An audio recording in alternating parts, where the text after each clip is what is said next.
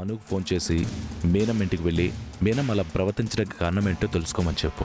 Sir, ఎప్పుడు రాని Meenakshi madam మీతో మాట్లాడాలని ఇలా వచ్చిందంటే ఏదో బలమైన కారణం ఉండే ఉంటుంది. అను చిన్నపిల్ల. అను వెళ్ళి అడిగినంత మాత్రాన ఆవిడ కారణం చెప్తారా? అలానే మనం ముందే వదిలేయడం ఎందుకు? మన ప్రయత్నం మనం చేద్దాం. ముందు అనుకు ఫోన్ చేయి. అలాగే సార్.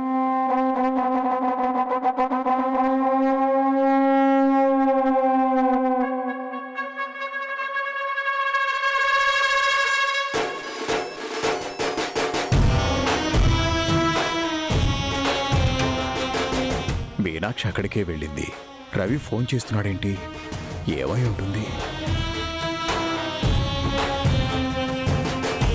హలో, నమస్తే సార్, నేను రవిని మాట్లాడుతున్నాను. చెప్పు బాబు. ఒకసారి అనుకు ఫోన్ ఇస్తారా? అను లేదు బాబు, ఎక్కడికో బయటికి వెళ్ళింది. ఏం బాబు, ఏదన్నా సమస్య? అలాంటిదేం లేదండి, ఒక ముఖ్యమైన విషయం మాట్లాడాలి.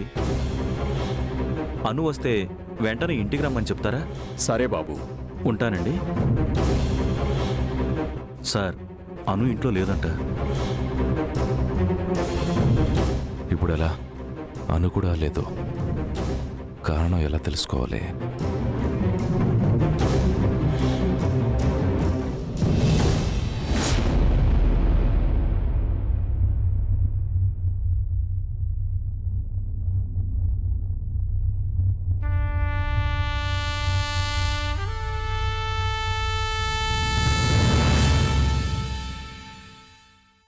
అమ్మాను, వచ్చావా?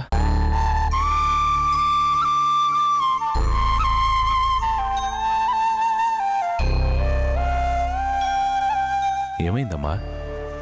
ఎందుకంత డల్గా ఉన్నావు?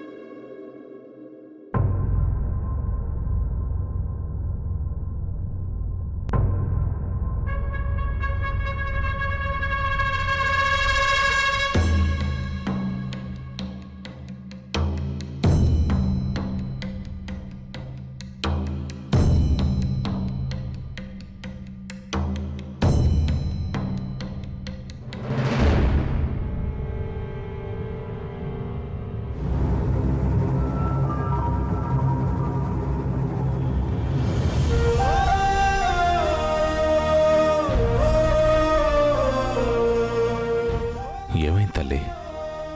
ఏంటా కన్నీళ్ళు? నాకు అమ్మ నచ్చలేట్లన్నా. అమ్మ, అలాంటి వాళ్ళది నిజమైన ప్రేమ కాదు, అది వ్యామోహం. ఎగ్జాక్ట్లీ చిన్నత్త, నిజంగా ప్రేమించుకున్న వాళ్ళు అలా చేయరు. ఎంత మనసు విరిగిపోతే కన్న కూతుర్ని పట్టుకొని మా దృష్టిలో చచ్చిపోయా ఉంటుందా తల్లి? అది సరే అమ్మ, తన కూతురుతో తన మాట అనేటప్పుడు ఆమె మాటల్లో వ్యథ, కళ్ళల్లో బాధ గమనించావమ్మా? పెద్దబాబుకు బర్త్డే విషెస్ చెప్పు కూడా వెళ్ళాం కదా. ఊరికే ఎలా కాలిపోతుంది? మంట పెడితేనో పడితేనో తగలబడుతుంది.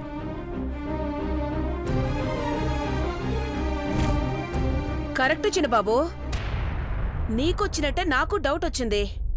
పార్వతే షర్టును తగలబెట్టిందనుకుంటా.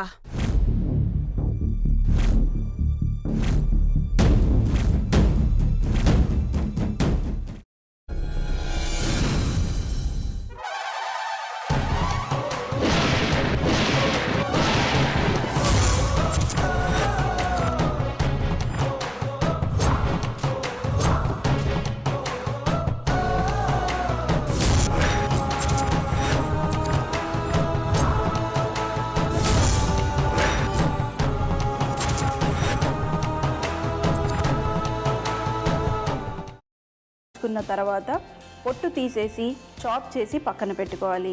ఒక ప్యాన్లో కొద్దిగా నూనె వేడి చేసి అందులో ఆవాలు, మినప్పప్పు, శనగపప్పు, కరివేపాకు, సన్నగా తరిగి పెట్టుకున్న ఉల్లిపాయలు వేసుకుని 1 నిమిషం పాటు వేయించుకోవాలి. ఆ తర్వాత కాల్చి కట్ చేసి పెట్టుకున్న వంకాయని కూడా అందులో వేసుకుని బాగా మిక్స్ చేసి బౌల్లోకి ట్రాన్స్ఫర్ చేసుకుని అందులో తగినంత చిక్కటి పెరుగు లేదా పల్చటి పెరుగు వేసుకుని మిక్స్ చేసి అన్నంతో కానివ్వండి, చపాతీతో కానివ్వండి సర్వ్ చేసినా చాలా బాగుంటుంది.